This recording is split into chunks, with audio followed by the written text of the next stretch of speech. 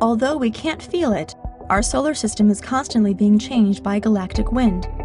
The wind is composed of gases like hydrogen, helium, oxygen, and neon, which form a very wispy atmosphere between stars.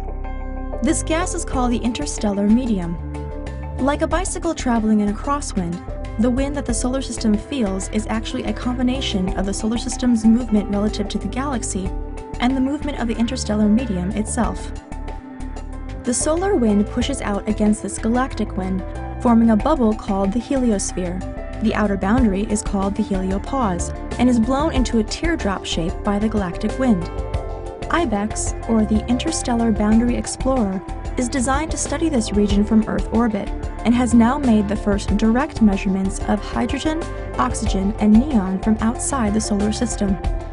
Many instruments have seen the characteristic spectra of elements outside the solar system, but IBEX is actually detecting atoms from interstellar space that punch through the heliopause and strike the spacecraft.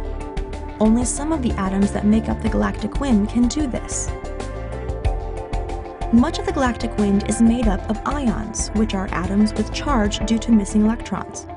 The remaining atoms are neutral. They have the same number of electrons and protons.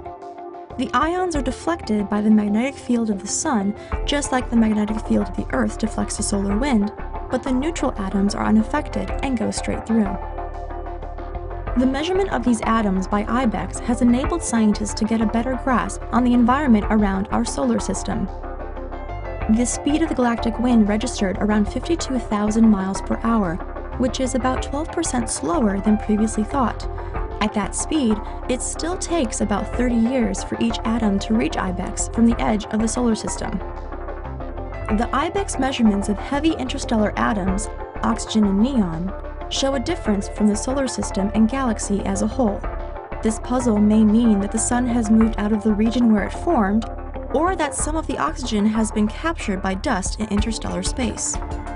These direct physical measurements of the universe right on the Sun's doorstep help us understand the history and future of our solar system and the galaxy. What scientists learn can help protect human spaceflight and teach us more about our home in the Milky Way.